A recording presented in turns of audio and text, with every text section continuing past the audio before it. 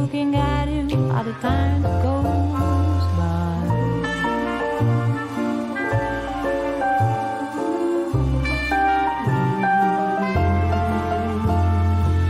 Do you mind if I stay by your side? Just looking at you all the time goes by.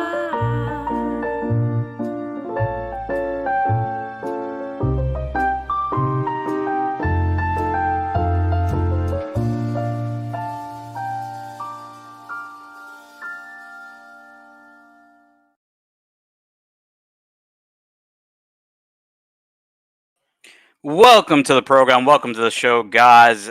This is the Archie Luxury live stream. We've got a bit of breaking news today. The Patek Philippe Cubitus is out and leaked. So we're going to be talking about that today. I'm going to be going through an in-depth analysis, all of the chatter that I've heard this morning since the leaks hit. I think they hit like late last night, and yeah, just kind of looking at what they look like today, and just really how we can dissect what this watch is, what you guys think. I do have a poll going here on the screen, guys. Will the Patek Cubitus be the next hot watch? So please vote in the poll here, guys. We have 11 votes, 64% saying no.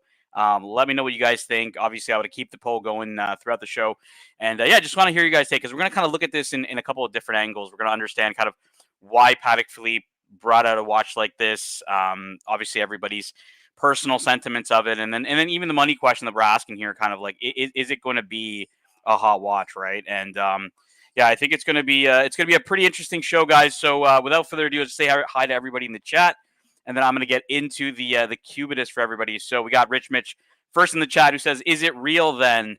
Yeah, Rich Mitch. It looks like everything is confirmed.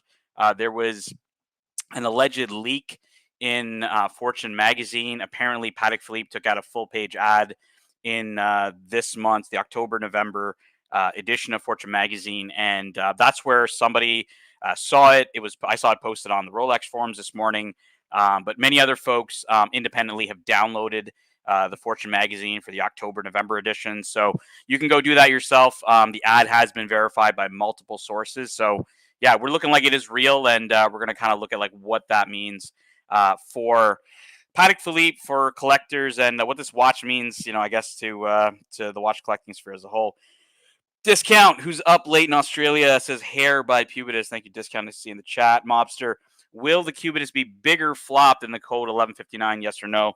Yeah, I mean, I think that's going to be an interesting question. We're going to address throughout the rest of the afternoon here, Mobster, because it's an important question, and I think the answer to that, and I've talked to a lot of collectors this morning, kind of got everybody's perspective of it. I got my own personal perspective of it. So let's want to first get into like the watch itself and what was shared, because not everybody has seen the leak yet. So this is the ad that was taken out in Fortune magazine. You can obviously see here, it says, I'm going to zoom in a little bit as much as I can, Patek Philippe Genève. The Cubitus collection, you obviously see the watch here, which I'll look at in a second. And then also, very interestingly, look at the text at the bottom. You never actually own a Patek Philippe. You merely take care of it for the next generation. I'm going to look at that statement in a second. But let's kind of look at the watch first of all, right out the gates. So you guys see here, now people are describing this as a square watch. If you actually count the sides of the watch, it's actually an octagon. There's actually 8 sides to it, I've heard. From multiple people. I spoke to Jin this morning, talked to George Varghese this morning. People, those two were saying, giving them Bulgari vibes, kind of octo finissimo vibes. Other folks haven't really, obviously, talk about Gilles Charles and some design of some other pieces from Gilles Charles and whatnot. But most of the comments have been that it's a square watch, and I don't know if it's me or, it's definitely got a square design. But they were very specific on making this an angular watch, right? To have actual like angles from the octagon. So very, very important piece that a lot of folks aren't talking about. Is really looking at the octagon part of the shape of the watch, and really understanding the purpose of it. Another show showed an ad.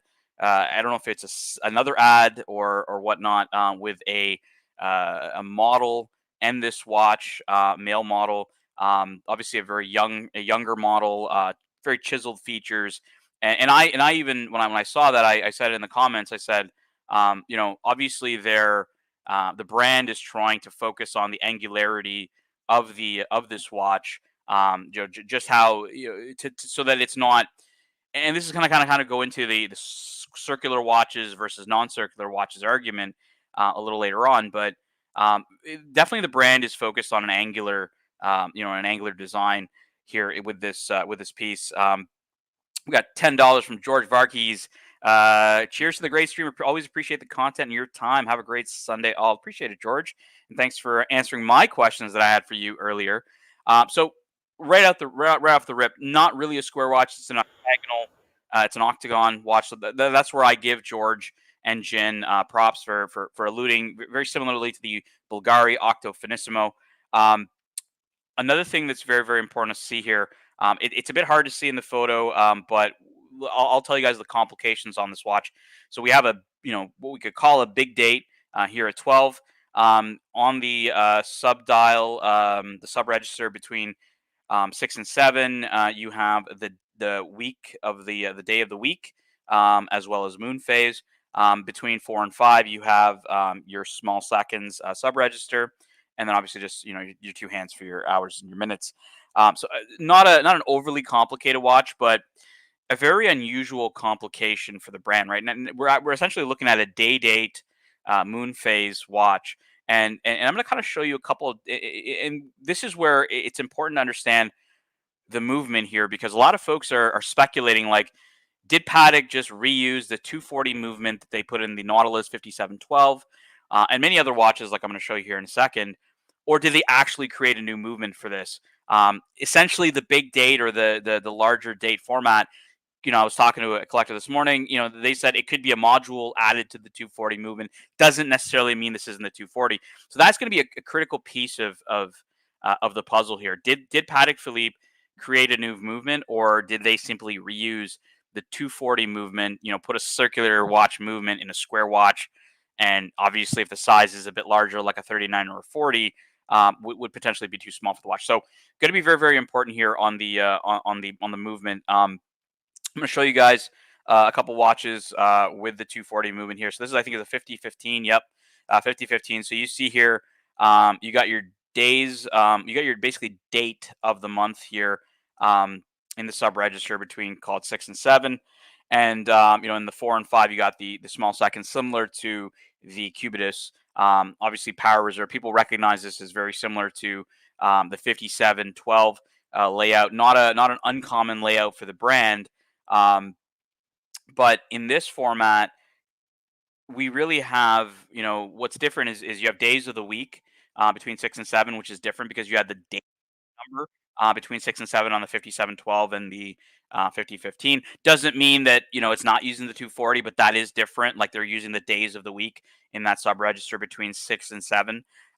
Big date is a big one. A lot of folks are, asking or saying, hey, is this a Lange copy? Or, that's a big controversy in and of itself. But I want to stick in the movement here first, guys.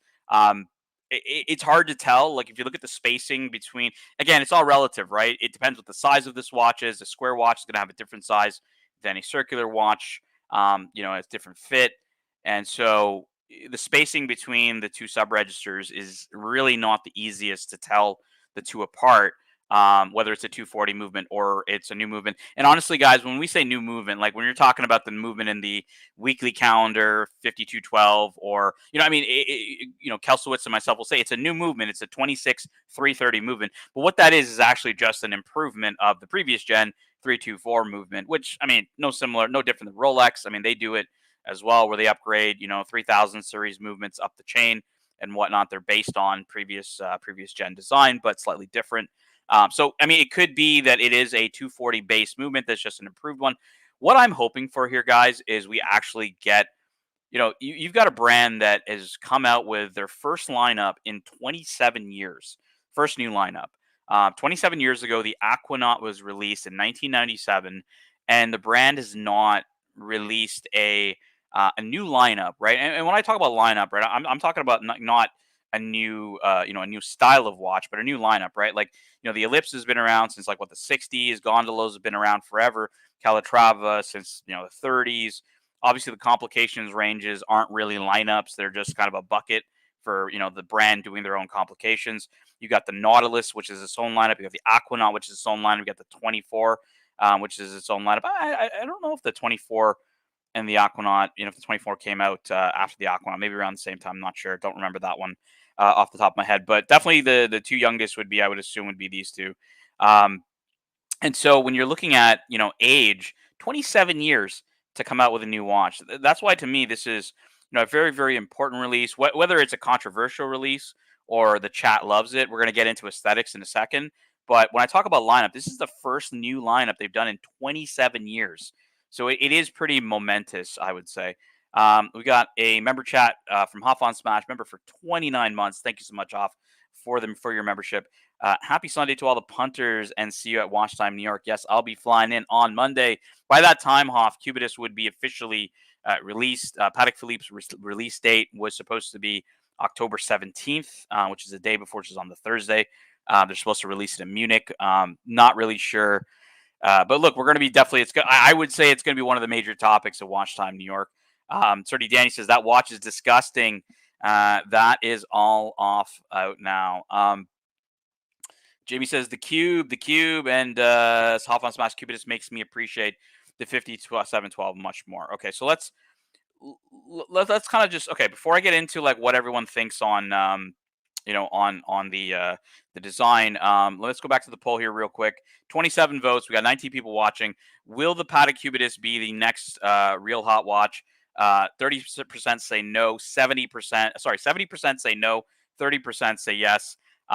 Definitely, I don't think the chat is really favoring this watch. I'm going to talk to you guys about square watches in general, square watches with the brand. We got Dirk Diggler joining us. Nice to see you, man. Let's go into square watches first. So square watches, Patek Philippe's not new to square watches, guys. I mean, this lineup right here, the Gondolo lineup, I mean, it has all kinds of square to rectangular design pieces. Okay, you see them all in the gondola line. I mean, if you guys remember, anybody who's a fan of the Archie Luxury channel remembers Archie sold Mr. 2, the 5111, which was a circular shaped Patek Philippe. Not really, I wasn't the biggest fan of it, or rectangular shaped Patek Philippe. I wasn't the biggest fan of it. I do know that there are some folks that are. Mr. 2 loved it, so more power to Mr. 2. Yeah, I mean, it's a major announcement whether we like it or not. But right off the rip, I mean, Patek Philippe is not new to square watches. They've had square watches in their lineup up until, you could even say right now, some of these, you can call some of these watches TV case, tonneau case, square case. They have that square element to them. These are not circular watches. They're either rectangular watches or the square watches. But the Gondolo lineup for Patek Philippe has existed forever. And you can see in the lineup right now, it's pretty dormant from a man's watch or a men's watch. Mostly either unisex or ladies' pieces, I would say here. But just really dormant in the modern era, or at least modern day today, from any form of a watch for a male. Road Mutation, nice to see you, man. Looks like April Fool's design. All mash up with the dial, like the Moser Mockery. Okay, very interesting point. Absolutely major announcement and time to tell. Joel shot. Yeah, look, we're gonna get into. I want to definitely, obviously the chat. Everybody's been pretty vocal about this. I want to make sure that I get to your comments, and because look, you guys, your comments are gonna matter. Whether you're a vintage collector, whether you're, somebody who's been collecting only for a short period of time, or whether you're somebody who's just very seasoned who collects everything. I think everyone's going to have an opinion on this. And I think everyone's opinion is very important here because you're going to love it. Some people are going to love it. I think most people are going to hate it, but we'll kind of see how it goes. I want to give you guys a bit of the history, give you guys a bit of why we gotta have to kind of look at both sides, love and hate, and really make a decision from there. Loose Tooth OC, it looks like the older AP and VC square versions of the 222, and Royal Oaks, forget the model names. Yeah, I mean, design wise, this is what I'm going to say to everybody right off the rip. Look, they went with something that is completely different than I think anybody would have thought of. Stephen Reisman is asking, "What do I think?" I'll give you my opinion right now, Stephen. I'm not ashamed of my opinion. I think that I want to give you some obviously some reasoning, some logic behind my opinion. It's not going to be popular, but I actually do like this watch, and I'll tell you why. Um, Number one, this is just different. And if we look at, and let's just talk about Trinity right now. I'll talk about Lange in a second. Let's talk about Trinity. So every single other brand in the Trinity has come out with a new lineup within the last decade, except for Patek Philippe. And if we look at the first lineup that came out, I'm going to pull it up for you guys here. Um, we're going to talk about the Vacheron Constantin. Um, 56. Okay, so the Vacheron 56 came out literally like a number of years ago, not too long ago. I'm going to show you guys the 56. This is the watch that came out not too long ago. Brand new lineup from Vacheron. It was supposed to invigorate the brand, right? But Vacheron, all of the Trinity, well, two of the Trinities I think have a very similar issue, like Patek and Vacheron. Patek obviously with a better brand name, but really a heavy dress line, a heavy dress watch focus, precious metal focused lineup. AP has a bit of a different challenge. One trick pony, can't really get out of that typecast situation. So this was the watch that Vacheron came out. This was their new lineup, and um, a lot of people. I mean, I talked to Swiss this morning, and he was very adamant that this lineup struggled because Vacheron put in the wrong movement, right? So if everybody remembers when this first came out, it was one of the big stories was they had the cheapest version of this was at a decently accessible price. Obviously, if you want to call six figures, six figure prices for entry level pieces, affordable, but more affordable entry level for Vacheron. However, it did not have, the in house, Geneva seal movement. And a lot of people felt that really what was held, what held Vacheron back. And I would agree that if they had put a Geneva seal movement in their most basic lineup and had priced it at a very, very competitive price, maybe even into Rolex pricing, yeah, they would have had a hit on their hands, a cheap entry level Vacheron. But again, right, they're a luxury brand. They're not trying to make some cheaper entry level pieces like that, and they didn't do that. So they figured, hey, if we're going to charge more, we're going to make this different than the ones that are in house that are precious metal. And they used a different movement that wasn't Geneva Seal. Now, I don't think that that's why particularly this failed as a whole over time. I think over time it failed because honestly, this is just a circular watch. It's got a bit of a tonneau design, a bit of a tonneau-ish shape, but I mean, looking at it from afar, it's pretty circular. It's pretty circular here, and so I really just think that it's not what the brand needed. The brand did not need another circular watch. When you got a whole lineup of circular dress watches, you don't, and this is not even a sports watch. Like this is another dress watch. You don't really need. I mean, you don't really need another one. Like it didn't make sense, right? And again, this is why, in my opinion, this initial lineup failed. Because let's move on to the next one. Audemars Piguet, code 1159. So Audemars releases the code 1159 as their latest. This was supposed to be again the new lineup. Hey, we made the Royal Oak, and we really are getting this whole one trick pony typecast, I guess, or stereotype. And so we create this code 1159, cool technology, really cool crystal. Like, I think initially came out with the wrong dials. Um, lug design's cool. Like, I get the coolness factor of this. I know there's a lot of fans of the code 1159 that love, just all the little bits and pieces that make this watch cool. And there's a lot of them. However, this is the brand that makes the Royal Oak, right? This is the brand that flexers are buying because you can identify a Royal Oak across the room probably. When you're wearing this watch, you can't tell the difference between this and a fucking Hamilton. You really can't. Unless you have a discerning eye to be able to see the lugs, you see the curvature on certain, aspects of the watch.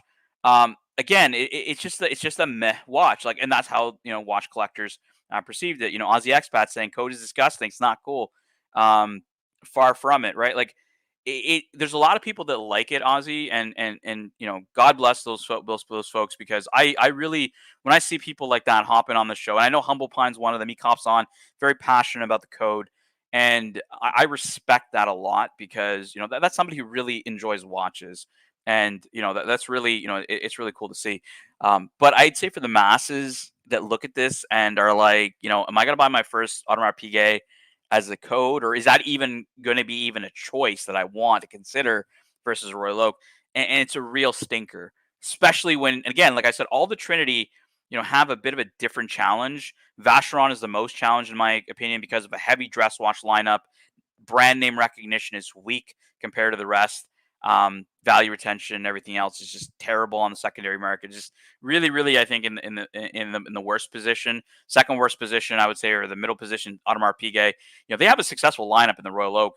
They just really struggle to get past it, and that really opens them up for if tastes change, right? If the Royal Oak becomes not in fashion or not in vogue, or something happens to the Royal Oak, like, they're done. Like, they're straight done. Ain't no code 1159 saving Audemars Piguet, I'll tell you that. And then lastly, you got Patek Philippe, who I believe is in the best position. So, the question was to me was, what is my opinion of this watch? And my opinion is, I like this watch, and I'll tell you why. Patek actually came out with something completely different. So we saw two of their competitors in the Trinity come out with circular watches as their lineup, as their new lineup. And Patek, who's looking at it like, we've got a sea of circular precious metal dress watches, as well as we got this massive demand for our Nautilus and our Aquanaut, which is like our Calatrava strategy just isn't working. Customers just don't want to buy circular watches, so let's give them something different. And yeah, I think right off the rip, anytime Patek Philippe does something that's a bit more a bit different, or just not of what they would expect, the traditional part of their brand, everybody's up in arms. Like, oh my God, like, this looks like this. It looks like a Gerald Schall. It looks like a Hamilton. It looks like it looks like whatever, right? Like, Dirk was saying about Give Me Santos vibes, right? Whenever they do that, like, obviously they deviate from who they are from a traditional sense. But I guess this is why I feel that this is such an important part of history. 27 years, no new lineup. Everybody's like, looking at it from the hype perspective, and we'll get into that. I'm looking at this also from a historic perspective for the brand. As a collector, as an enthusiast of the brand, I'm very excited about this watch because it is a fresh new lineup, which is something to be excited about. It really is different, and I think this speaks volumes. I can appreciate if, and a lot of people are like, if this is real. No, this is real, guys. I mean, the ad is out. Either it's a huge prank and obviously, jokes on all of us, but if not, and it is real, like, we have to take it for face value that this is the brand looking to do something different, identifying that and I'm going to get into the fact that, is this even a sports watch? I believe it is, because I've heard from, I believe OC and Buckley had mentioned the other day when I did a show that the watch came with multiple straps. So, it's definitely targeting the Vacheron overseas market, potentially even the Royal Oak market, although I would consider a Royal Oak much better than this watch. Royal Oak more of a competitor of the Nautilus, in my opinion. But definitely, definitely is going to be competing head to head with the overseas. And I'll tell everybody. I mean, I think anybody would agree that, like, if you for the same money could buy a Patek Philippe Cubitus, or you can buy an overseas, today aesthetically people are saying overseas, but once this watch gets released, and we're going to get into the hype part of it in a second, I don't think that's going to be the. I don't think in 6 months people are going to be saying overseas, um, because I believe that this brand, it's like Rolex, man. And I talked to Higgins about this morning. I asked Higgins this question. I said, Higgins is like, well, that's just stupid. Like, can the brand do no wrong and release absolute dog shit to customers and it'll still be popular? And I said, look, there's two brands out there that can do that, that can do no wrong. And one of them is Patek Philippe, in my opinion. And number two is Rolex. And I'll give you the example. The fucking Rolex 1908 is your perfect example. If you release, I asked Higgins this question. I said, Higgins, if the 1908 was released at Basel World 10 years ago, in 2014. There's a lot of folks in the chat here that probably were collecting watches in 2014. If the 1908, the Rolex 1908 was released in 2014, would it have been popular? No fucking way. would that have been popular? Okay. Now, even a flip question, if that Cellini that they released before, the one with the great moon phase and everything, if that was released as a new lineup today, I think that would be wildly popular. It's actually a really nice watch. Um, it just never took off, when it was released at a time when, dress watches and Rolex were not, God almighty in the watch collecting world or in the watch selling world. So, when you're now the superpower, you can basically do whatever the fuck you want. And there's kind of two superpowers, that are out there. You got Patek Philippe and you got Rolex. Um, those are really the two, in my opinion, that could probably do whatever at this point, and it'll be popular. So look at where this lineup is supposed to slot in. So Thierry Stern has said this lineup is supposed to slot in as the entry level. So either they're going to bump the Aquanaut up, or I think that's what they're going to do. I think there's going to be like Cubitus, Aquanaut, Nautilus. And Nautilus, and if you think of what Patek's doing already with the Nautilus, they sunset the 5711 in steel. They've moved it to precious metal. I can see them making the Nautilus their premium sports lineup, but in precious metal, because again, this brand does not want to move to steel. They want to go into precious metal, right? So, and they're already doing it. So I can see them sunsetting the 5712. I can see them sunsetting the 5167. Maybe even the Aquanaut in steel. But I really do feel that this watch, is going to slot in the entry level space. And then when you're a buyer, as you're entering into Patek Philippe, and look, the Aquanaut and the Nautilus are still going to be super popular. They're going to be sought after. Everyone's going to want one.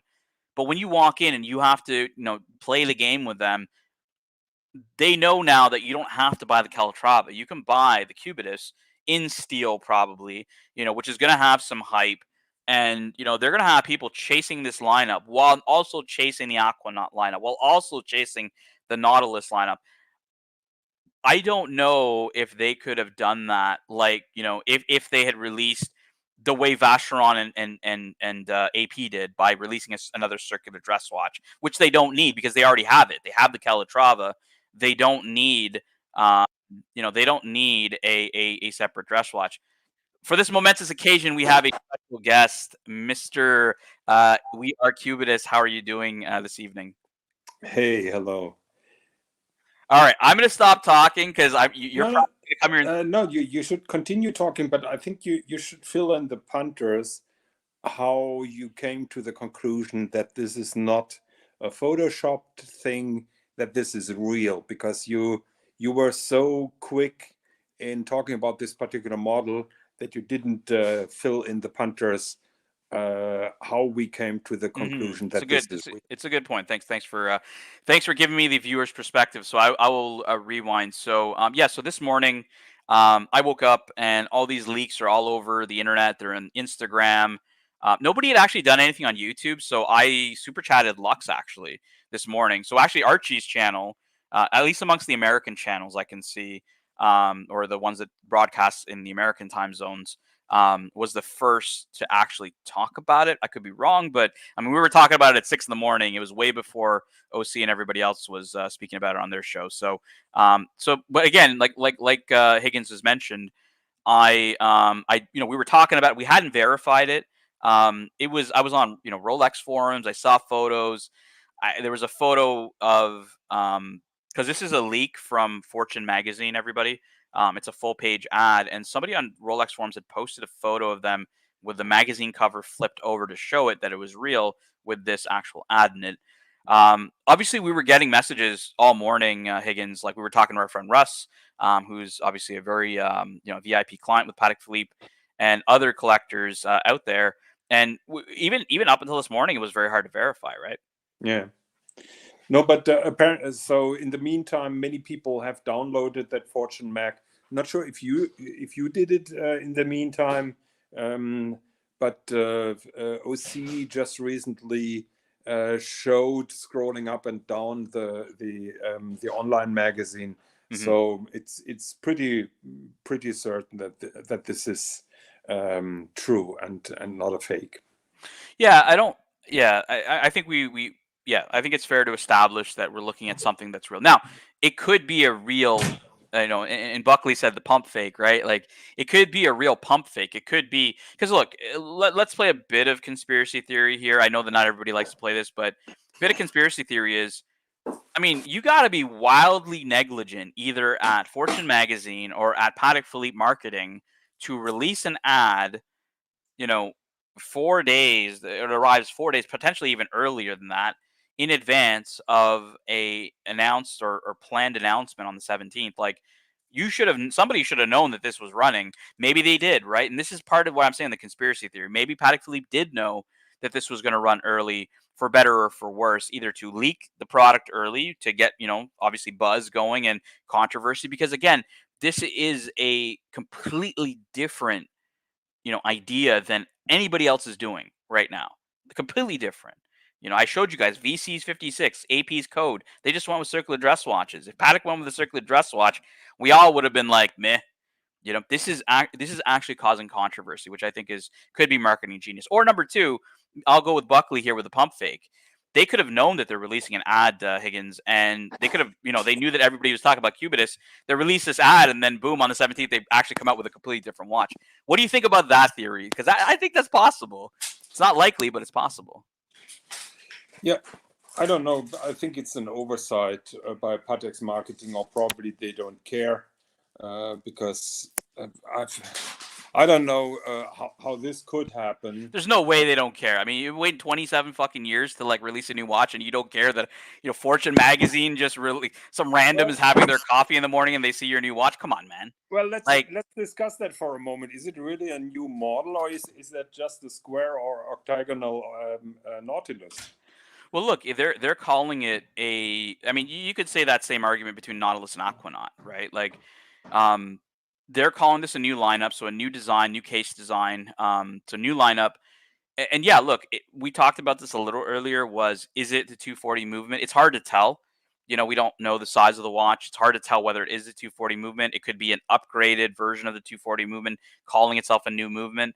We don't know if it's a square movement or a circular movement. We don't know anything about this besides this, right?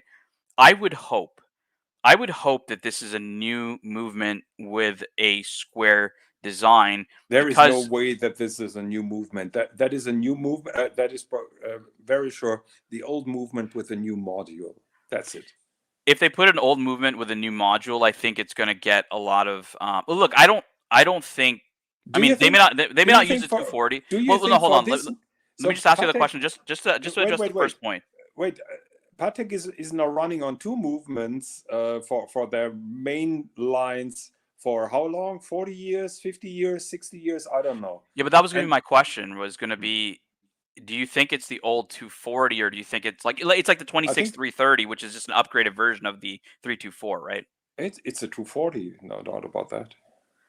So Higgins thinks it's a 240 movement. I'm thinking they could have either put in an upgraded version of the 240, like a new, they call it a new reference, like they did with the 26-330. Obviously, best case is they create a completely new movement for this watch. It's very possible. I mean, while Higgins is saying, well, they've only been running with X, this is also a new lineup that they've done, over 27 years. Not to say that they've been designing for 27 years, but it's taken them that long. I think it's a missed opportunity if they don't create a new movement for this new lineup. Can you do me a favor and put me backstage for a minute, because I want to make sure that my camera is covered. Yeah, no problem. While Higgy Baby gets his camera ready, just let me know. Just let me know when you want me to put you back in, or just type it in the chat if you want. Let me know when you want to come back in, or if you're done doing whatever you're doing with the camera. You good? Yes. Okay. Yeah. No, you're fine. Okay. So yeah, it's a tough one here because it is a new lineup, and that's the hope, is they put in a new movement. If they don't put in a new movement, they just use the 240 and they slap on a module. It's not going to be loved, but it's even more So let's assume for a second that I'm right, and you will always dispute that. But let's assume for a second that I'm right. Mm-hmm. So they basically took an existing movement, made a new module, and made a variant of the Nautilus. So how exciting is that after 27 years? It's a great question.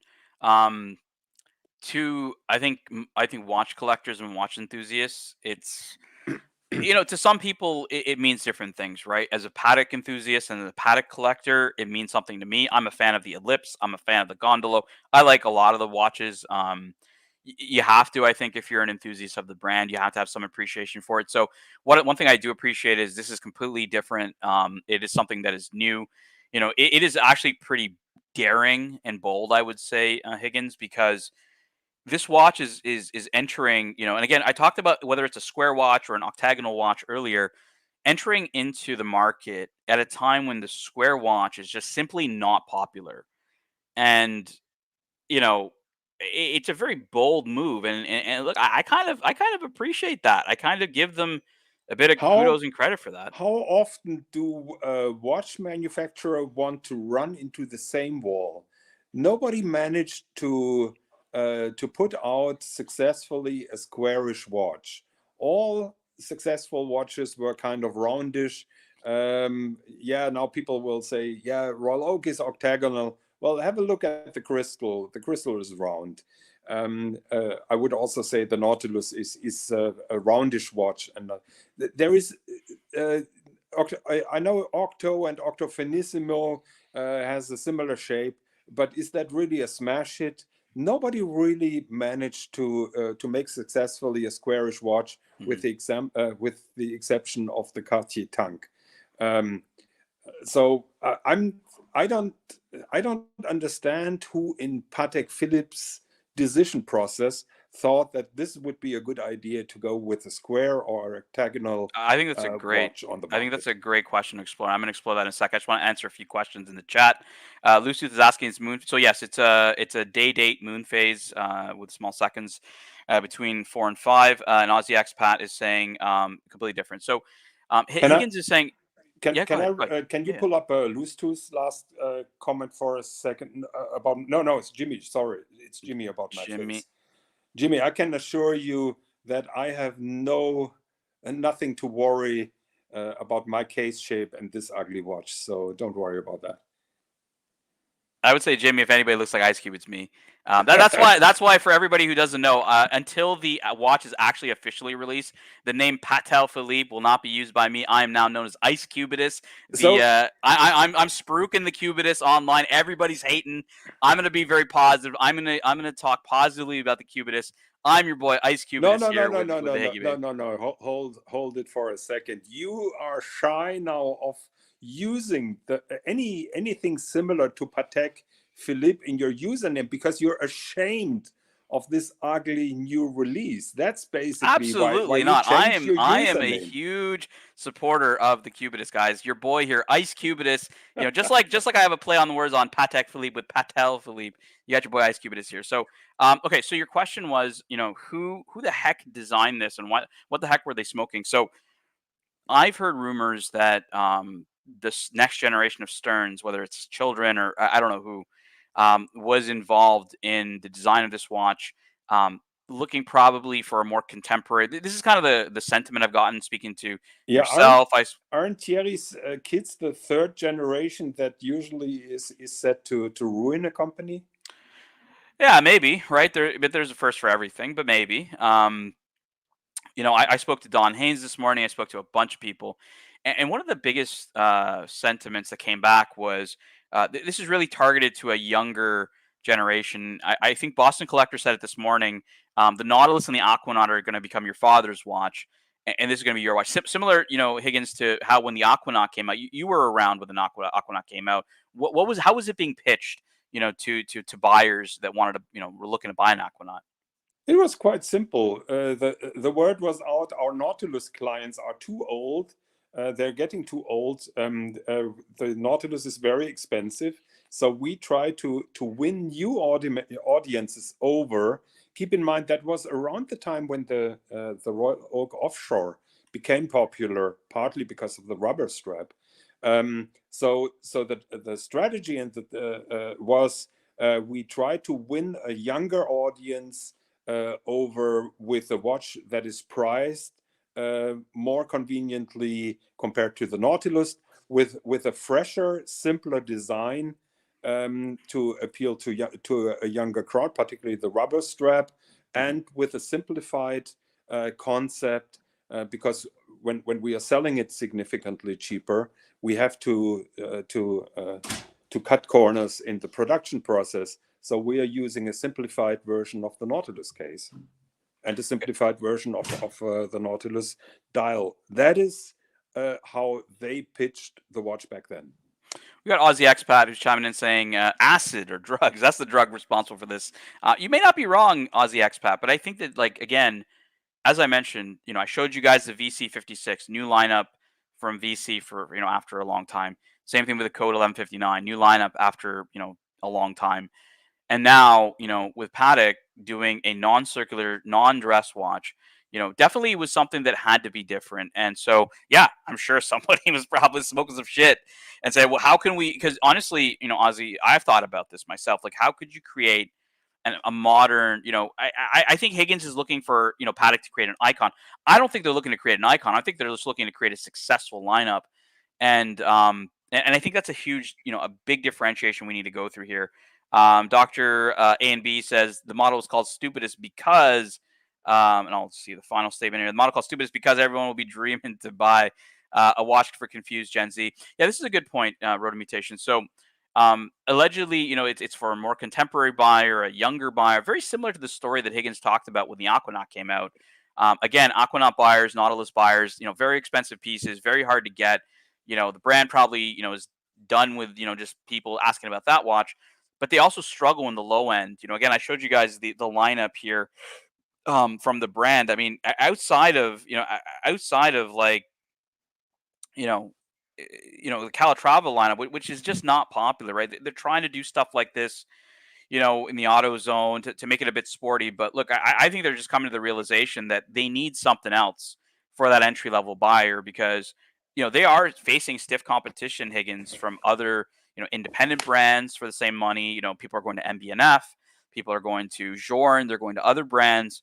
And so, Patek Philippe has to address this entry level piece. Whenever Patek tried to be successful with the square watch, they ended up with a bleeding nose. Okay, so let's go into the. Okay, so I've heard this argument all morning. I'm going to try to give you guys my take on it. So the argument is square watches have never worked in the past. It's basically the argument of if it didn't rain yesterday, it's not going to rain today, which I believe is false logic. The way I look at it is we are in a completely different era than 10 years ago. Even I asked that question to you, Higgins, this morning. Would the 1908 be popular if it was released at Baselworld 2014? As popular as it is today? I don't believe so. Hopefully you don't believe so. If you believe so, I think you're absolutely nuts. But like, this is a different era, and in the today's day and age, with the MB&Fs, with different design watches being a lot more acceptable, I would venture to argue that many of MB&F's watches wouldn't have been popular if you released them at the same time these watches came out. Can I ask you why you think that the 1908 wouldn't have been a success 10 years ago? Because I believe 10 years ago, the brands, did not command, and when I say brands, the two brands, Patek and Rolex, did not really command the anything I make, will be scooped up because we run a model that, you really want to achieve other pieces, and we can basically put out, lineups that are either potentially vastly profitable for us or simply just, like you said, cutting corners or whatever it may be. They can put out a product that, they don't necessarily have to. What I'm telling you is they don't necessarily have to create an icon, Higgins. They just have to create a watch that's going to be successful. And I think this will be. Hold on. But if your theory is correct, that will be the end of horology, because basically you're saying no matter what those two dominant players are putting out, the suckers will buy it. Just because the brands are so strong. Doesn't matter. I don't even think it's the brand. I don't even think it's the brand name. I think it's the way the brands have structured, accessing the pieces that people want, right? You're talking about brands that hold some of the most coveted lineups in watch collecting, right? The brands that have, Like Aussie, as in not a one that's a complete dog, right? Like, the 1908 has taken a lot more fan favor than, like, for example, the Cellini did when it first came out. Is what we mean. Um, when we're talking about the brand itself, I don't think it's necessarily the name Patek Philippe, the name Rolex that makes it popular. It's, if you want a Daytona, you may have to buy certain pieces from them. If you want a Nautilus, you may have to buy certain pieces from them. And like I said, they're accessing now those entry level buyers. They're widening the scope from just the They're Calatrava, because, blackmailing them. well, I mean, George Varghese was on Lucha's channel earlier, and he said, if I was offered the choice of, if to get into the brand, if I was to buy a Cubitus or a Calatrava, he's like, I'm buying a Cubitus. I'm not buying a Calatrava, right? That's at the most basic level you could. George has never seen the Cubitus. He's never seen any of the stuff, and George is a very seasoned collector, and he just knows right off the rip he doesn't even need to see any of that shit, because he knows a sports Patek, is something he wants more than a Calatrava. So that's why I think it's going to be wildly successful, because the brand in and of itself will continue to make Nautilus, will continue to make Aquanaut, will continue to make other pieces that are highly desirable, and continue to have a huge status symbol name to themselves. But this is really going to be a point where they can Sorry, put something but I together don't that get- customers don't want. I don't get the concept. I'm buying a watch for other reasons than that I'd really like it. I don't get that. Well, I mean, I'm sure many of us, have actually looked at that and said, "Hey, we're not going to buy. We buy watches that we don't like to buy the watches we do like, right? Yeah. Like, I'm not talking about the collecting game. I'm talking But about, this like, is the perversion. AD This game, is- right? Like, this is is the actual ridiculous. business. Well, look, is it right? I'm not. We're not here. I'm not here to judge morally whether the business is doing the right thing or not for us as consumers. I'm not talking about morals. I'm asking those people, what the fuck are you doing? We got I Steven, don't get it. Steven Reisman's asking, Buying is something that you don't lust for, that you don't like, just for another goal doesn't make sense to me. So, Steven Reisman's asking, is 30 meters water resistance really a sports watch? Yeah, that's a good question. When OC was on a week or two ago with me, he was saying it was a sports watch. I actually said I think it could be a dress watch, because I had seen some the schematics from the patents that they were filing for the watch, and it kind of looked like the same strap that it has here, the textile leather strap. But I'm hearing word that there's multiple straps that are included, similar to like a overseas, so you're going to be able to switch straps.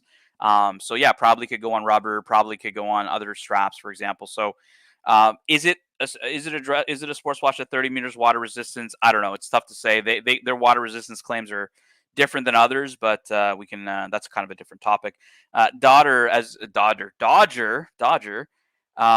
with what Marcelo calls 10 Polish money. Dodger, 10 Polish money. Great to have good honest watch talk. Yeah, Dodge. To me, it's a pretty momentous occasion. 27 years, a new lineup. Higgins is fired up. He doesn't like it. Thinks it's lazy. Thinks it's axe. I think it's bold. It's daring from the brand to really put their balls on the line. Coming out with a watch that, like Higgins said, is not really popular design for a long time. So I have another question, because you've been hitting my balls now for 3 years, or how long you've been doing that. So you've been talking about the Lange panorama date, and you were always mocking, oh, it's not a Lange development, it's not really Lange in-house, because this is JLC. So if that is true with the Cubitus and the presence of this panoramic date, I'm asking now, is that an indicator that JLC has been partly taken over by Patek, or how is that going? I mean, I wouldn't say that GLC has been taken over by Patek at all. So what Higgins is referring to is how I troll him on the Datograph not being a completely in-house movement. The fact that the big date patent was owned by JLC. I don't really, again, we don't really know what this is, right? Like, all we see is a large date. We don't know if it's, we don't really know exactly how how it functions and whatnot. So I'm going to reserve that until I actually see it.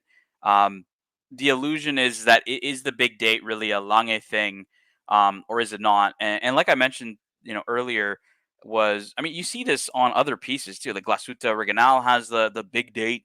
Lange has it. Like, I think it's just becoming, or it's going to become more ubiquitous. out there, and it's not necessarily going to be a differentiator. It may signify the brand, but I don't think it's going to be a differentiator. And I actually think it looks really nice on this, personally. You know, OC was moaning and complaining about any Lange watch that came up in the last couple of years, and he always said, with dates that are in the single digits, that blank space looks ridiculous. And that was his main point criticism. Now that he now after he bought a Patek Philippe, I'm waiting for him to be equally nasty and vile to that big date now on this Patek. But I heard him on the other channel calling this particular watch ugly, which is a good start in my opinion. I zoomed in a bit here for the dial for everybody. I know it's not the photo's not been the greatest. So we've got the big date or the bigger date at 12 o'clock. You see the brand name Patek Philippe Genève at the 3 o'clock. Between 4 and 5, we have a small seconds sub-register. On between 6 and 7, 10, I have a request. Can you time out Dodger for the last comment, because I don't have a super range. So yeah, I'll time out once I'm off this. I'm off this this page because I'm just I'm in a different module. So we see here between 6 and 7, you have days of the week: Saturday, Sunday, Monday, Tuesday, Wednesday, which is different than you would see, for example, on the 5712. Obviously, moon phase. So you got a day-date moon phase. You know, not a bad complication. Nice complication, I would say, to have for an entry-level piece. Would not be upset about that. Again, the flip side of the watch is going to be very important. I think there's going to be a lot of hate if it's going to be a circular movement in a square watch. You know, yeah, that will be something that will be very interesting, because this has been a no, a dirty when you're particularly when you have the heritage of Patek Philippe to have a square watch and put a round movement inside. I'm waiting to see the octagonal movement spacer in this watch, and yeah, I'm ready to fire. Yeah, Ozzy, the name Cubitus is a weird one. But I look, I actually think that's by design, Ozzy. I think that they like you got the name like Nautilus, Cubitus, right? Like there's some kind of lineage that they're trying to push with the Nautilus, I would say, in that sense. Do you think that the name is resembling of cube, or is it Cubitus like the elbow? What do you think? Yeah, that's funny because I was on Watragazi's show, and on Watragazi, the German show, and I Google Translate the chat, and I sent a super chat in as Ice Cubitus, and it translated as Ice Elbow. And I asked Higgins, I was like, "Is Cubitus like elbow in German? Like I don't know what that means." But look, I think the name is some kind of a lineage they're trying to have to the Nautilus. Again, right? They're trying to be very different. But I remember you and I were talking, and you were dead on sure that this will not be the final name for the new product. Yeah, I mean they've patented other names as well since Cubitus. Like there've been other names that have been patented. And so, you know, one of the theories, very, very obscure theory, is this is all a pump fake, and this was an ad they knew they were going to release to kind of, you know, fool everybody, and they're going to do the real release on the 17th in a different watch. Very unpopular theory, but still out there. However, I do feel that yes, this is the real piece. And look, I'm going to stand by the fact that I do appreciate that they're doing something different. And like I said, the other two brands, VC and AP, tried to do a circular dress watch, and they weren't successful. Code 1159 was a dog, is a dog. Don't care what you say, it's a dog. And VC 56, even worse of a dog. And this is going to be the money question to everybody. So I have the poll going here, guys. Let me see if I still have it up. I do. The next question, and I know you don't like this question, Higgins, because this is going to really be about, like, is this going to be a hype watch? Will the Patek Cubitus be the next hot watch? I didn't put hype watch, but hot watch. 66% say no, and 34% say yes. I was telling everybody on on all these other shows today that they're going to be eating their words when the first unboxings of this watch happens, because there's going to be a rush for this watch, and you're not going to be able to get it. It's going to be a watch that, look, honestly, I kind of consider it as, and I'm glad that I have you on the panel, like the Lange Odysseus, and that's a pretty bold statement, and I'll tell you why.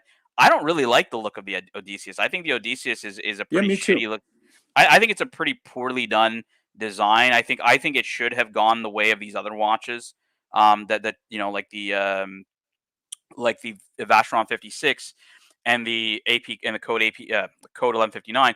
The difference is that this is an actual sports watch, and I think with Lange, they put a decently looking sports watch together, and I think that's all they needed to have something that was successful, because already a low production brand, you know, they'll probably produce it in a low enough number that their fan base will want to buy it, which would generate, you know, obviously a bit of demand and a bit of hype for the watch.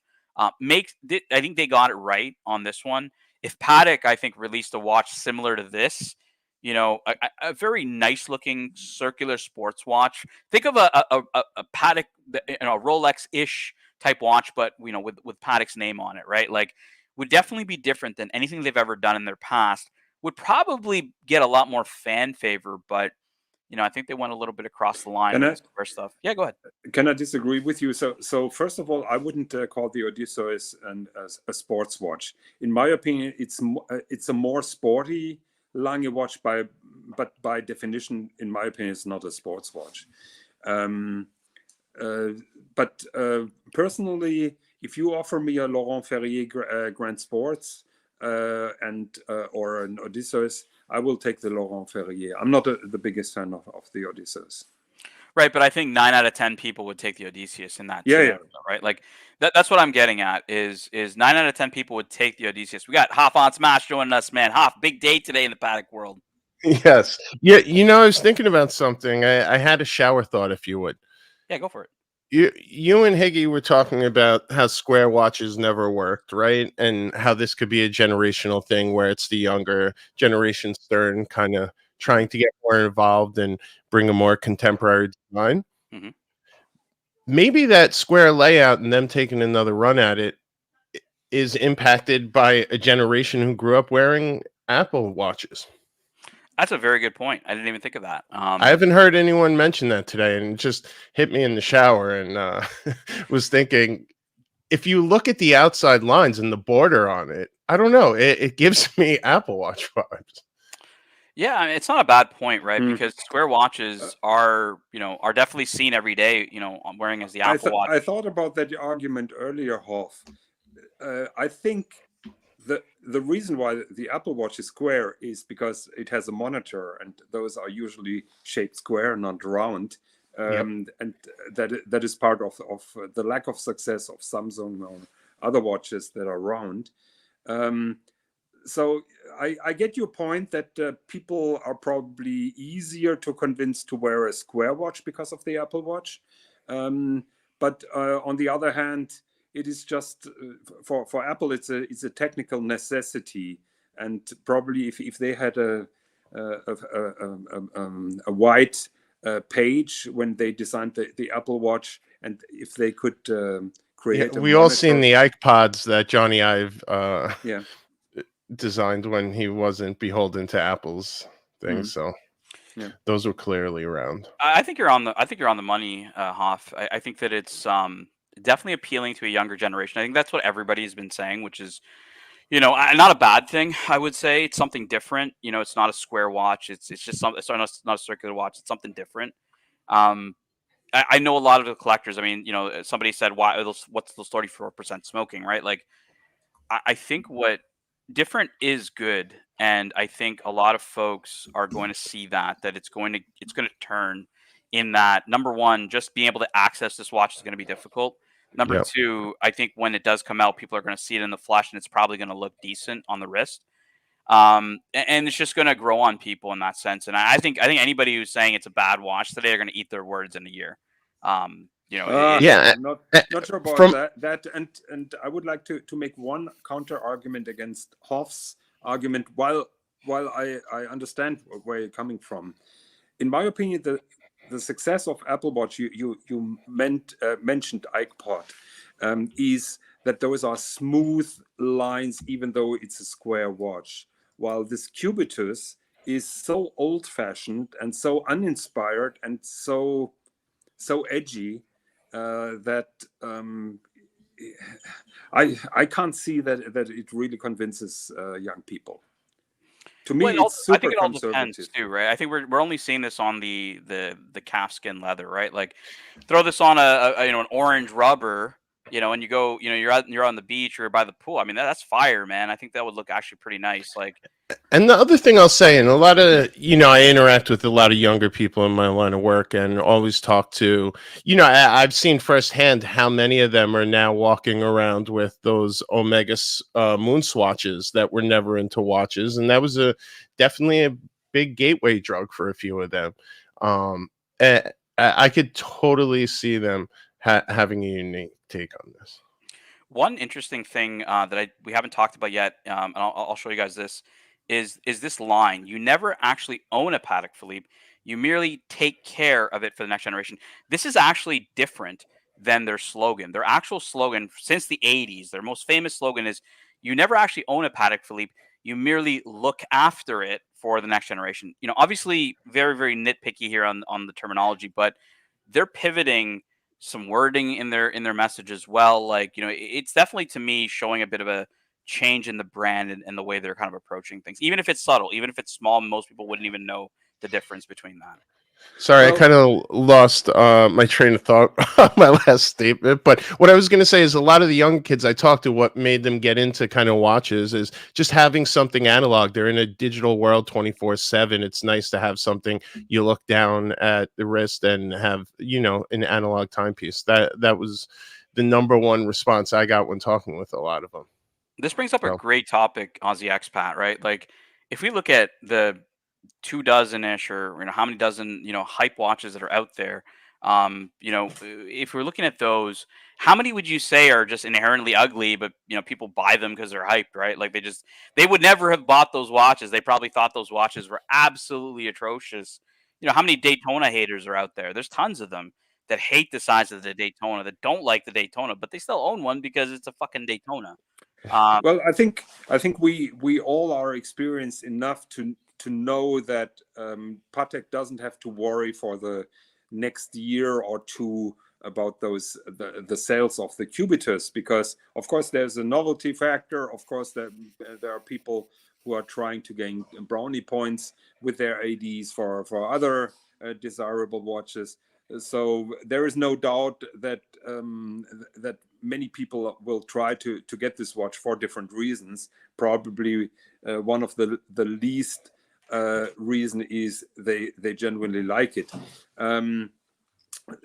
But the question is then, will this be a substantial success for the next years? And the next question is, does Patek care? Because they're selling all other products. So even if that project stinks and goes down after 5 years, they just move along just like they did with the Neptune. I don't think they're that exposed, right? Like, I think everyone's, thinking a little if too there's not a new movement, they're not. But if they made a movement specifically for this watch, like you're hoping for, There is then I'd zero say, chance that this is. Well, I mean, Higgins says that there's a zero chance, but I mean, they've made new movements. It's like they could have done the exact same thing with this watch and put in the 215 movement in this watch and just been lazy, but they didn't. They put in a new movement in this watch, completely different than the 215. It's not even a new lineup, right? Like, this is why I'm saying there is definitely a chance that they could put in a new movement. But again, guys, they're not. I don't think they're overexposed, right? You got the Aquanaut lineup, very popular. You've got the Nautilus lineup, very popular. You're going to have this Cubitus lineup that's going to probably sit, either here. I don't know if the gondola is going to survive. Sits here. Then you get your Calatrava lineup if you want to get into circular watches. The bread and butter, I would say, is really in these, 4 categories: either Grand Complications, Nautilus, Aquanaut. Right? They're not overexposed if they add this, because theoretically they already have a square lineup. It's the gondola. They just, it's dormant.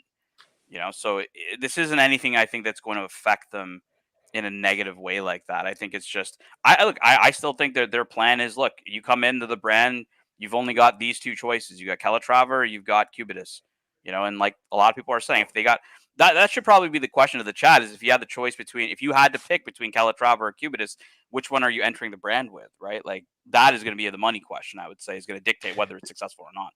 how do you guys feel about the name? All aesthetics and watch stuff aside, just from a branding standpoint, the name. I would say that they're trying to definitely pull lineage with the Nautilus, Cubitus, Nautilus, right? Right. Yeah, I thought it was a joke, honestly, when that leak happened and people were like calling it that. I thought it was like a fan name. I Look, didn't Hoff, realize. It sounds like a project name, like a Yeah, project. it doesn't sound Yeah. like the Aquanaut is not a derivative name of Nautilus, so it's just weird to me they would do that. Hey Kessel, how you doing? Hop on. I'll drop the link for you, Kessel, if you want to hop on. What I would say is that like I think they're leaning in, Hoff. I really think they are. I think that they realize that this is it is going to be so controversial. If they cognizantly knew that, like, Kelso's in denial. if they knew that this was going to get leaked in the Fortune magazine in advance, that could have been done by design to create controversy and to lean in on the name, because you know what, it is different, and because it's different, people may like it. Kelsey, I put in the, if you haven't rewound the stream or weren't listening from the start, I was comparing it to the other new lineups from the Trinity, the 56 from Vacheron and 1159, which were both circular dress watches. This watch is completely different. And I think that they're leaning in on the fact that it is different, which people may want to buy or may like. So Kessler, to reply to your question, and we explained that at the beginning of the show, we are pretty certain that those are real. Reason is there is a magazine called Fortune. You can download a digital copy of it, and on the second page you will find a Patek ad that shows exactly this watch. I'll send you the PDF on WhatsApp, Kessler. Yeah, because a lot of our friends have but people will then say, that is no. But if you personally purchased it, like you said, there's a few people in the community that have personally purchased a copy of this month's Fortune magazine. It's in there, guys. Like, there's no joke. So either Kelslowitz, it's one of two things. Either it's completely real. Oh my God, Howdy from Texas. I haven't seen this guy in years. How you doing, Howdy from Texas? Howdy to you. We got Kelslowitz hopping on. Kelslowitz, what do you think, man? It's apparently good morning, boys. There are now too many Patek fanboys here on that panel. I think I have to. Look, Hoff's neutral. I'm far from a neutral. Patek fanboy. I came on to back you up, Piggy. Okay. Look, Kelslowitz, this has been confirmed by people. So either one of two things. Either it's a fake ad that they're trying to do a pump fake, which me and Buckley were saying there's a possibility, or it's a real ad. What do you think? Could be. Man, I'm kind of disappointed. I thought they could do better than this. What's up with the date? What the fuck is going on with the date? It's very Glashuta, right? Pseudo Lange fucking. Well, after 25 years of the Lange 1, Patek finally realized that this is the way to go. Well, look, I think the date makes sense, right? Like, they've struggled with the AutoZone and other watches that they've tried to make contemporary, and so they realize that obviously this big date format is popular. It definitely identifies Lange, identifies some other German brands, but like it is popular. It's something that I think a lot of people do, and maybe not the traditional Patek buyer, but somebody who's new to the brand or they're trying to attract a younger customer, I think would like it. My theory is that they just came out with something so different that it's going to create controversy, it's going to create buzz, and I think that they've set it up in such a way that it can't fail. Like, you have to go through this lineup, and when you only got what's your other option, a Calatrava, right? You know what I mean? Like, I was telling the folks on the show, George Varghese was on Lucha's show earlier, and I asked him that question, and George is like, if you're gonna ask me, put a gun to my head if I have to buy one or the other, he's like, I'm going Cubitus. That's just how it is. You know what I mean? So now, do you think this is a new movement for that date function? Not in a million years. Not gonna happen.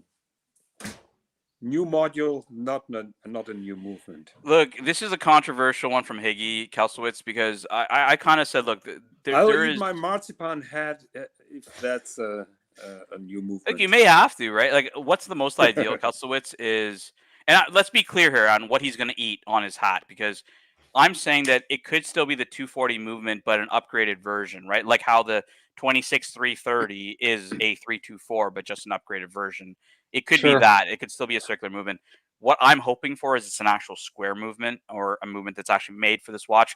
And I do believe that there's some logic and evidence behind them actually making. That just shows what a blind fanatic fanboy you are. If you really well, look, they created a new. That kind of makes sense though, because it does have that 5712 kind of layout, I It could does. see maybe some sort It of doesn't. adapt. Yeah, but Kelso, it doesn't. It doesn't. Right. Like if you look at the, if you let me just zoom in a little bit here for you. This is slightly different on the sub register between 6 and 7. Right. Like instead of the date number, like 1, 2, 3, 4, 5, 6, all the way to 31, you've got the days of the week. Now you got date. Right. Like Saturday, Sunday, Monday, Tuesday. That is different. Yes, the sub registers are similar layout. But that doesn't mean that, like, what Higgins is applying is this is a 240 with a date module slapped on, which is very possible.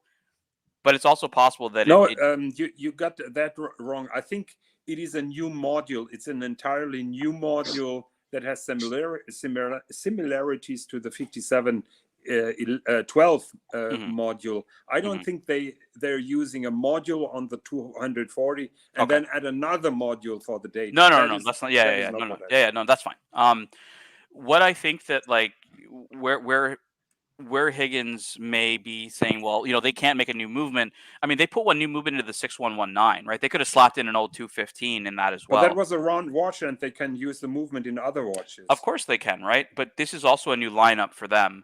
And if they're investing in a new lineup, it's probably not just going to be for 1 or 2 watches, right? They're going to probably build off the lineup. So it could make sense to make a movement for this lineup so they can build off of it, right? Will it be substantially different than, a 240? Who knows? But yeah, it's to me, it's very, very possible. I don't see why they couldn't do it. What do you think, Hoff? Is this a buy or is this a hard pass? Yeah, I'm not. This is definitely a hard pass for me, but I would be curious to see how it would look in a 3-hander with the date and all the subdials removed. Yeah, so the leaked photo that came out of the dial, Archie did a show on it, and I think the Colony guys did a show on it.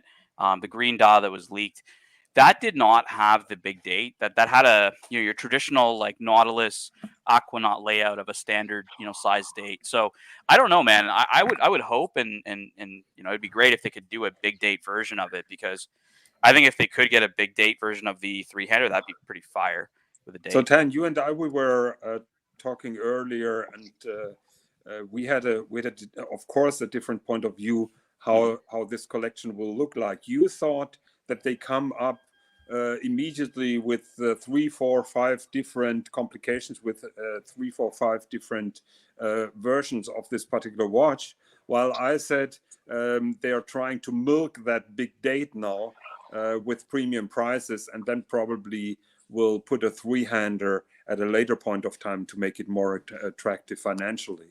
Yeah, I mean that could go either way. I'm not married to the concept that they're just going to do, a bunch of complications in it.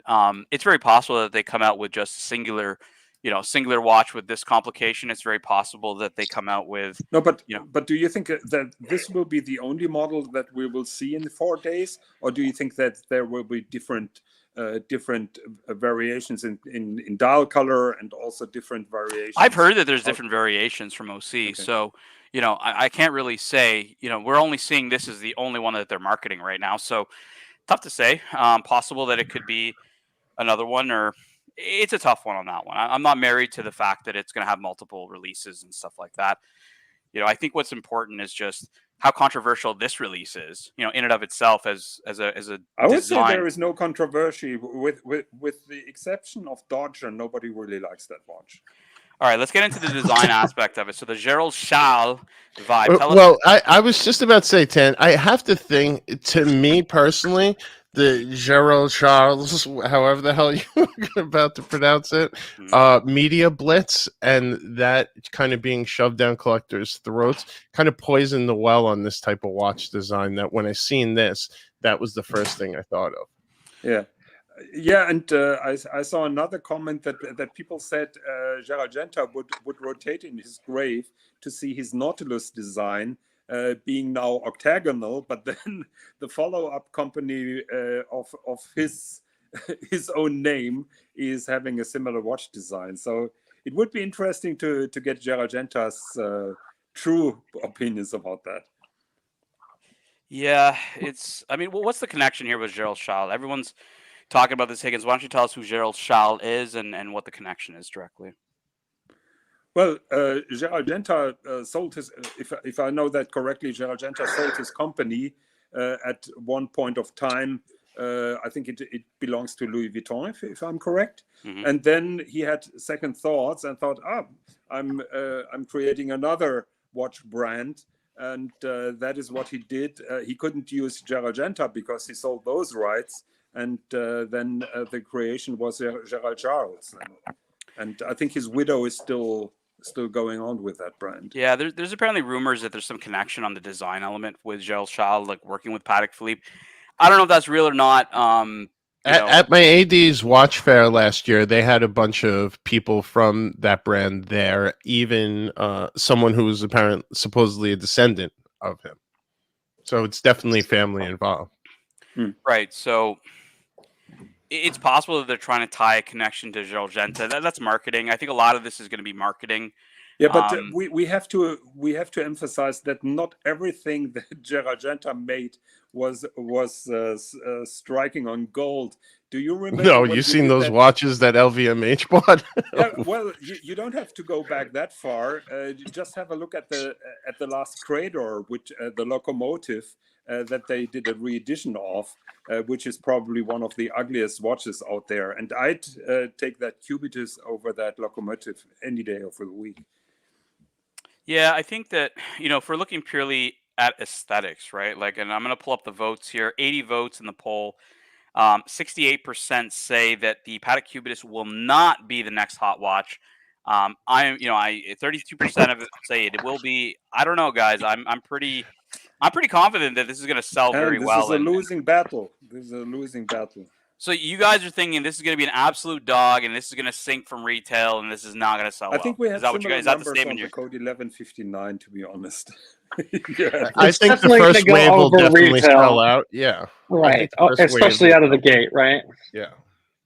You know what I'd love to see? I'd love to see something in steel, and hopefully they do something like Vacheron or Cartier with the quick release slugs, quick release strap. Yeah. It'd be cool to see something like that integrated. Yeah, that's what it's supposed to be. That's what OC and Buckley said, is they were told that this is going to have all that quick release technology. It's going to have multiple straps and stuff like that. It's meant to be a direct. Yeah, they're overdue for that. Right, a direct competitor with the overseas. And I even asked that question earlier. I said, guys, like if you literally had the choice between same money, picking a Cubitus or an overseas, maybe today people are saying they take an overseas, but I don't know, man. Give it 6 months, like Kelso was saying, maybe it'll go up for a while, but I think it's going to. Do we know the size of this yet? We don't. We have is the photo. If they are using an existing movement with a module, it's going to be pretty big, because you have a lot of empty space if you're using a round movement. So that's going to be huge. Higgs Interesting. is Good too point. soft. Higgs is too soft. So Gary's saying he reckons the three-hand version will be as hot as the 5711. Could be. Like, again, I think that like this is going to be an entry point to the brand. People are going to be just like you're getting forced in the direction of the 1159. I think more people are going to be happier with, a watch that may have like the technology that Kelso was talking about, like quick strap changes. Different, throw an orange. I love that's technology in 2024. Well, exactly, right? Exactly. But, throw on an orange rubber on this, man. I think this would be nice. I think this would look great by the pool. Orange rubber, like in the sun. It's not going to be a bad looking watch. I think a lot of people are being a little harsh with it. And I think when they see it in person, they're going to be like, yeah, you know what? Maybe it's like how we see any square watch. I agree with you. With an orange strap, with some Speedos and a big silver chain, it will look really good. Look good. Fucking baller, man. Like I would love. We haven't seen it on wrist. We haven't. There's been like Photoshop photos, and they don't look too bad. But they don't know the proportions to see. No, they don't. It could be a lot bigger or more demure. Yeah, what size do you think is a no-go for you? If it's any bigger than... I think 41 or 42 is too big. I think it's got to be 40 or 39. Because the square wears bigger, right? Yeah, square watches proportions are different. They're a little different. Look, if you're going to compare it to, like, let's talk about Cartier Santos sizes, right? Like, you got the large, you got the medium. Yeah. I think they're going to venture in a small version of the large. I think the large on the Santos is a little too large. I think Patek, when they do 40s, like I have my perpetual calendar is like a small 40. It's a 40, but it doesn't really fit like a big 40. It's a small. I know 40. exactly what you mean. 10, Because I the have to go in 2 42s minutes. fit more like the 40s we're used to with a Rolex per se. Higgins, I what were you have to saying? go in 2 minutes. Do you have any final questions? Yeah. When are you buying one? Fuck you. Not gonna happen. Look, I think Higgins is going to be most upset when Patek collectors really like this watch because of the date.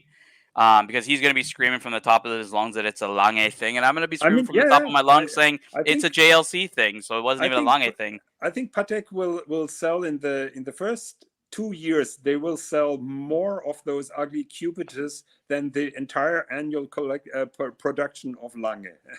that is. Oh, for sure they will. For sure they will. But it was great having you on the show, Higgins. Thank you so much. Yeah. No more questions. Okay. We appreciate you having a good evening. The Leeds is asking, what is the price of the new Cubitus? Okay.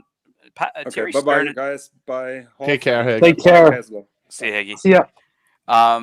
Terry Stern was mentioning that he uses the words entry level. I mean, that's definitely very relative.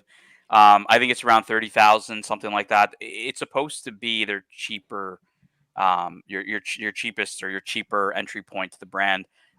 So I believe that they're gonna probably elevate the Nautilus above the Aquanaut, above this one, and this will be your entry point. Your choice will be either Calatrava or Cubitus.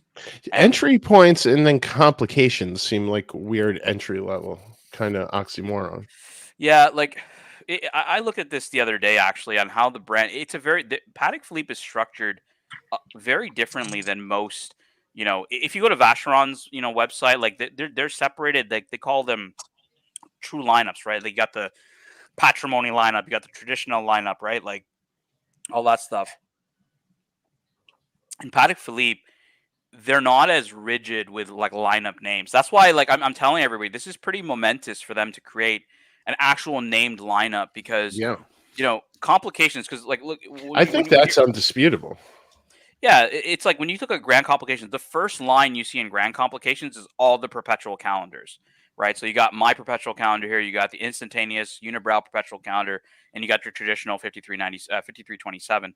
However, when you go to the Nautilus section, the Nautilus also has, a perpetual calendar version as well here in the 5740. So it's not like Patek put. That's the most beautiful Nautilus to me. I love it personally. I love it, but it's not like Patek puts that in the Grand Complications section. It's in the Nautilus lineup, right? So that's kind of how it's going to be for Cubitus. I don't think Cubitus is really going to be a baseline potentially for these big ones. But that's how they do their collection, right? So they're going to add, and I think this one may go away even. The gondola is pretty dead. Like I said, there's nothing in here. So this may go away. And if the gondola goes away, then you got an extra lineup right here that you can choose. That's a good point. Looking at this photo here of all the collections, I guess the Cubitus kind of falls in nicely, because everything else is round or you go looking Nautilus at the Aquanaut Nautilus, just purely from those photos, doesn't it look like, and Ten, you probably can respond to this best on panel, the Aquanaut's case is a little more rounded than Nautilus? Or is that just the way the photos look? I'd say I'd say it's slightly more. It's definitely slightly more rounded. I would say, like, to me, it doesn't. I wasn't even the biggest fan of the case shape of the Nautilus. Like, it just looked weird to me. It's one of those situations of like, it's not really an inherently beautiful watch. It's just very, very like hyped. But that's the way I see it, Hop. I don't know if that answered your question because I had a question for Keslo. No, it did. Okay, so Keslo, it's maybe for both of you guys. You guys walk into a Patek Philippe AD, and you say, "Hey, I want to get into the brand," and they've given you obviously preference to get into the brand. They say, "Okay, well, we can get you, what's on your wish list," and you obviously put Nautilus 5811 and all this bullshit that everyone puts. They ask you to be realistic, and they give you two lineups to choose from. You've got the choice of a Calatrava lineup, which is continuing to. You buy it at retail, you're going to lose 30%, pretty much right off the bat. Or you have the Cubitus lineup. Say we're a year in, you have the choice of the Cubitus lineup that's selling for 50% over retail, but you don't like the look of it. Which one are you buying? Oh. That's the reality of what we're going to face. Yeah. I'm telling you guys. So I'm going to ask you the hard question right now. Tricky. I'd like to say the Calatrava, but being honest, probably the Cubitus if I didn't want either one. If it was purely a stepping stone. What about you, Kelsey? Yeah, I don't think we have all the information yet on this. I mean, I'm tempted to just say Calatrava, but I don't know. The more I look at this, I guess it starts growing on you. The more when the 1159 came out, I thought that was a piece of shit. And so think about it, Kelsey. Like you got a bunch of guys that are going to get this watch who are going to be hyped because it's selling for over 50% over retail, right? So they're going to be showing up to every stream, massive unboxing guys. Everyone's WhatsApp gets lit up. Right? No, the hype is real. Yeah, I actually told OC. I said, OC, if you're not going to do it, I'm going to screen record that entire stream of how much shit talking all you guys were doing, and I'm going to say, if you guys aren't going to play it as a pregame, I'm going to play it as a pregame to the first unboxing of a Cubitus on the Colony channel, because I know what's going to happen. All these guys are going to get hyped because they're making a shit ton of money off this. They're going to be super happy. Everyone's going to be jealous as fuck, and when that question is posed, you get your in. Are you going to take a Cubitus or are you going to take a Calatrava that's losing money? Ain't no way 66% of you are taking the fucking Calatrava, man. Because I know how much of you motherfuckers were mad when I got Archie to buy 5 identical Pateks. No fucking way. I'm calling bullshit right now. Day one, I'm calling it. I think the only person who's doing it as well is Kevin from the Colony side. We're the only two. Maybe Boston Collector. That's it. Everybody else is like hating hard on this watch, and I don't think it's going to happen. So, when do you think we'll get an official release, since it's already been leaked? Well, it's supposed to be announced on the 17th in Munich. It was a whole event that was set up. Like it was, Gotcha. yeah. They were supposed to. And I'll tell you right now, this has sent shockwaves through Patek's marketing department. Someone's getting fired over this. Anyone that said they don't care is crazy. I've been on the side of so many marketing plans that get leaked into something like this, and while the public always thinks it's not that big of a deal, trust me, people's fucking weekends, months, years are ruined right now. Hoff, if this was actually negligence, that person's gonna get fired straight up. Without question. I mean, I think regardless, someone's fired. They're probably fired by. They would have been fired by now, right? Like Thierry Stern would have woken up, and his whole new lineup that he's been working on for claiming 5 years. Me and a bunch of other people are saying probably 27 years. It could have been someone at the Fortune magazine, right? They probably that's don't release it yet. Yeah, that's the reality in this. Is the person probably, the media booker is booking for a certain month. They have to get into the October-November issue. It's a tricky timing. They probably assume it hits newsstands at a certain date, and then these digital releases come out a little earlier, and you get scooped. Yeah, that's one side of it, right? That's assuming there's negligence. There's the other side that hey, they could have they maybe knowingly released this early to create buzz, because again, the event's not that far away. It's in about 4 days, right? To create buzz ahead of it, that's also very possible. And I think the third theory is it's a pump fake and it's not the real watch. They're just trolling everybody, which is the unlikely. Do you think a conservative company like Patek Philippe's going to pump fake something like this? You know if what? If it was an indie brand, I would somehow put a little stock in that.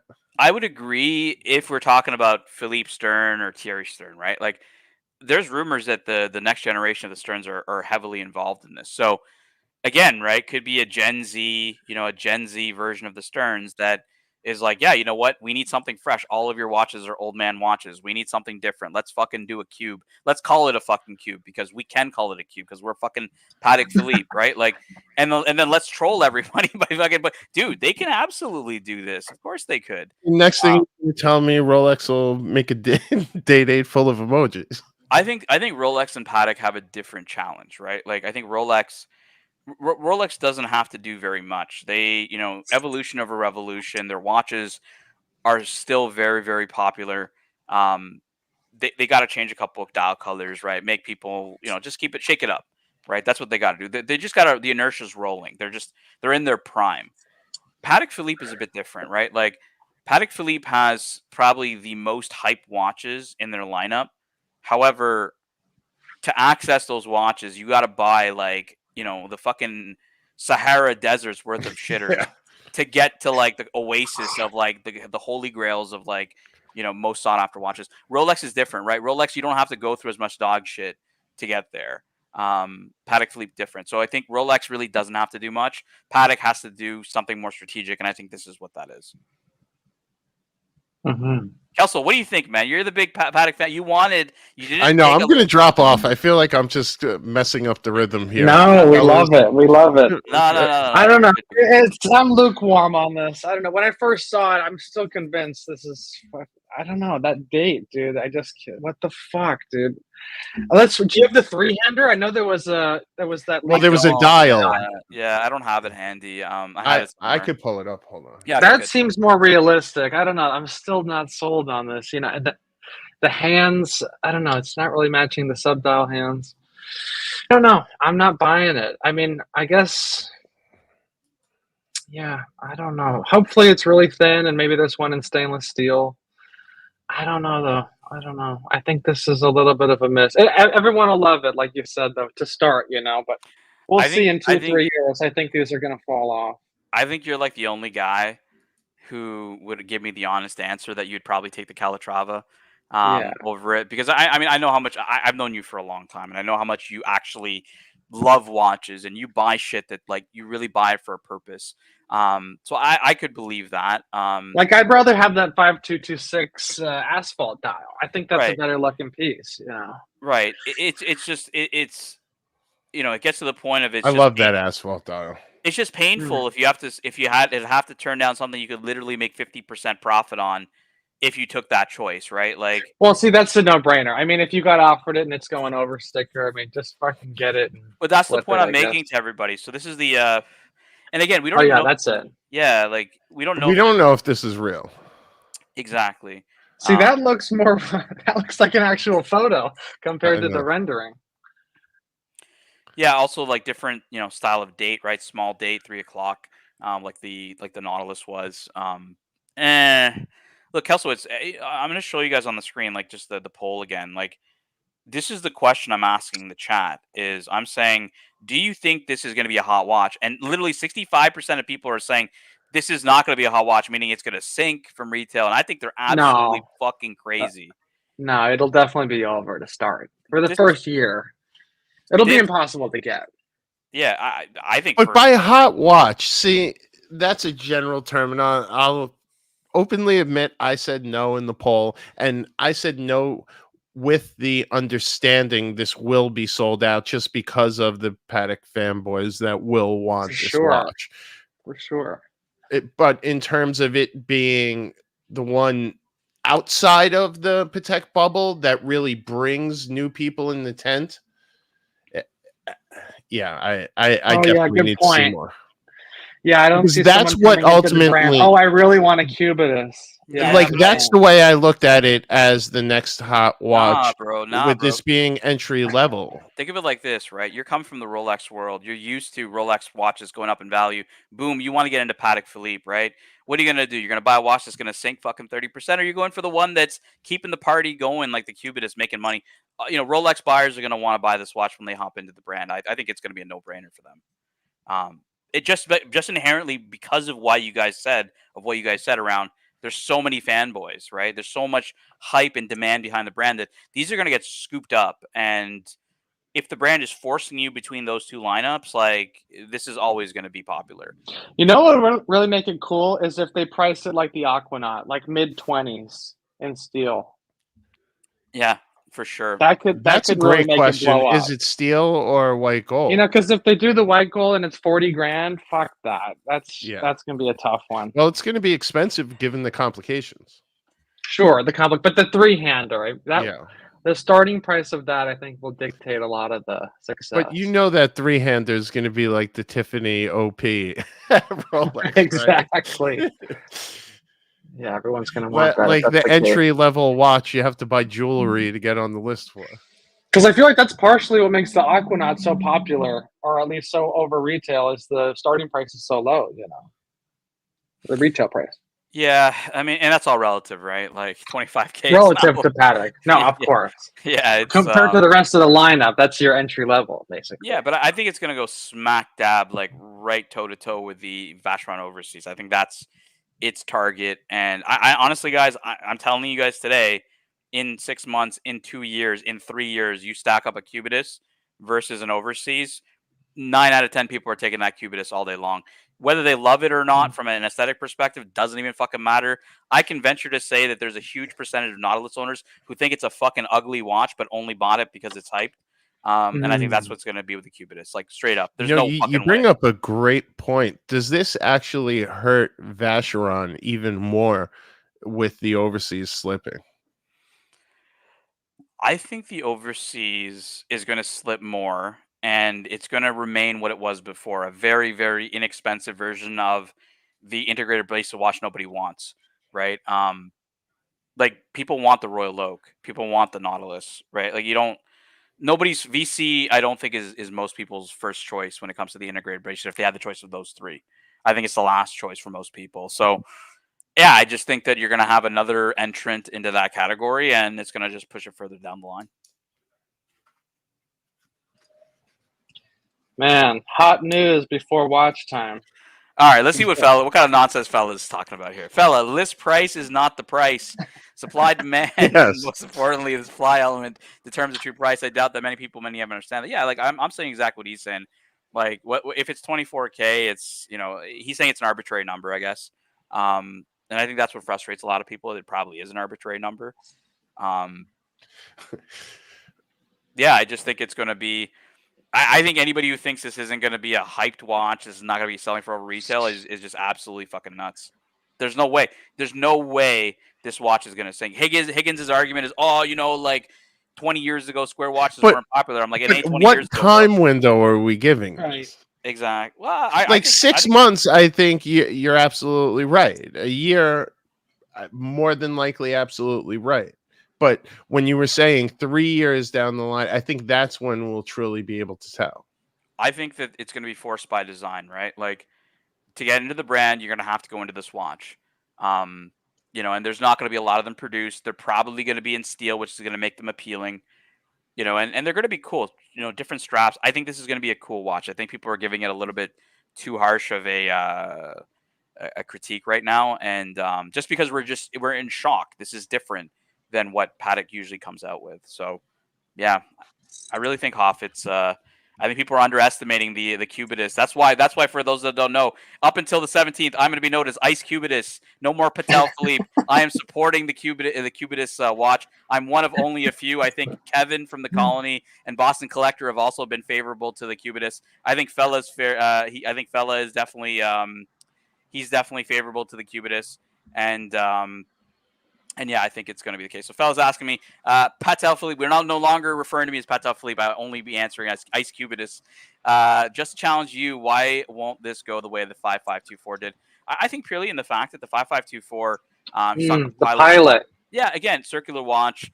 That watch, its stigma was that people really saw like oh shit, Hamilton or something like that, right? Like, they just were like. That hit them really hard. I think that just people couldn't. It was not really part of their DNA. There wasn't a lot of history to play off of it. People just didn't.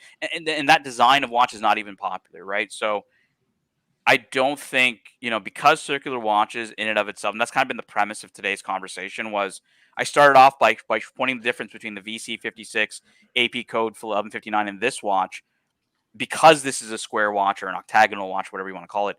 Because it's not circular, that's a big part of why it'll succeed, and I think that's a big reason of why that watch didn't succeed as well.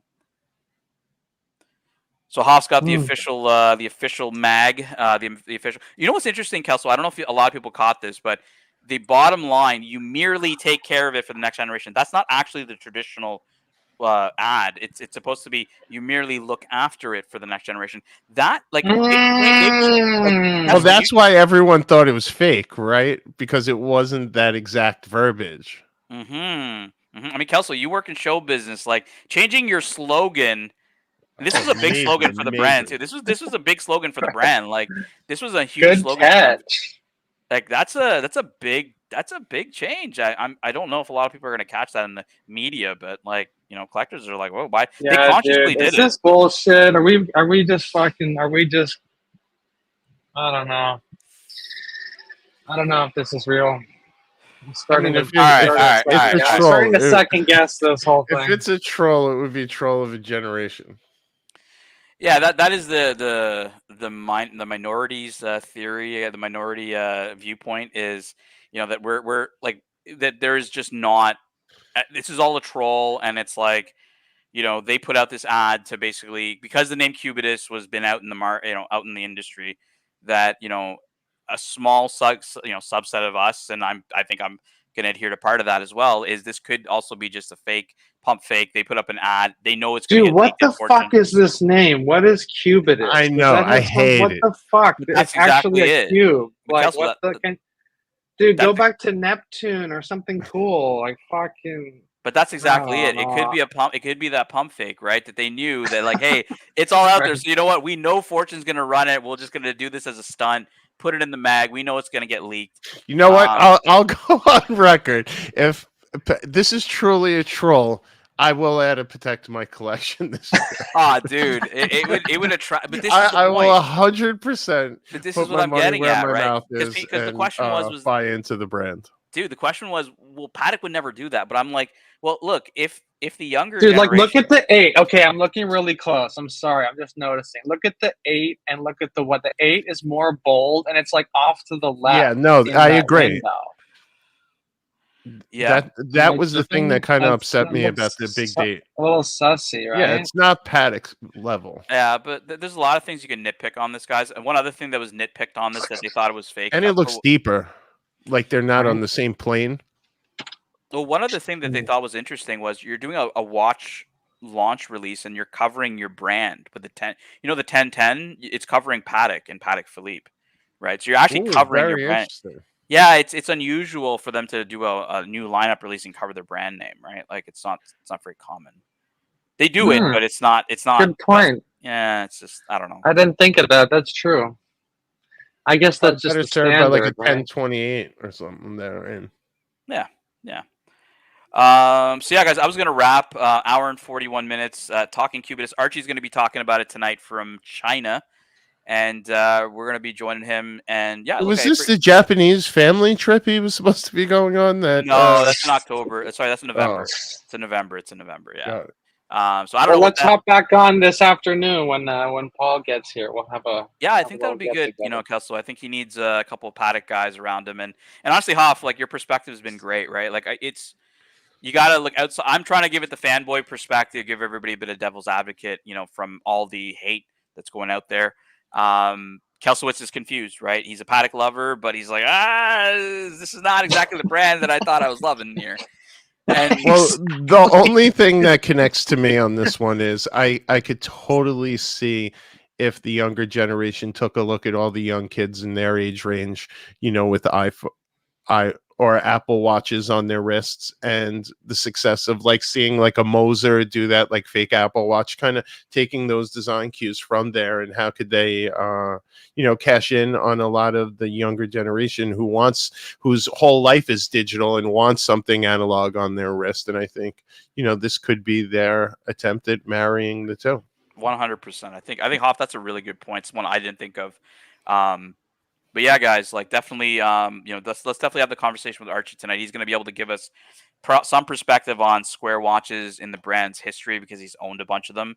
But yeah, this is, to me, again, guys, very historic, very momentous day. A new lineup from the brand after 27 years. Definitely controversial, which I think adds more to the, just the story, right? Like it's even more like, oh shit, like the shock factor of this. Like, why would they do that? So stay tuned, guys. A lot of shows I'm sure are going to go on talking about this story throughout the day. Appreciate everybody who hopped on the panel. Everybody in the chat, I'm going to see you guys tonight. Take care. Peace out. Take care, guys. Hey, stay on for a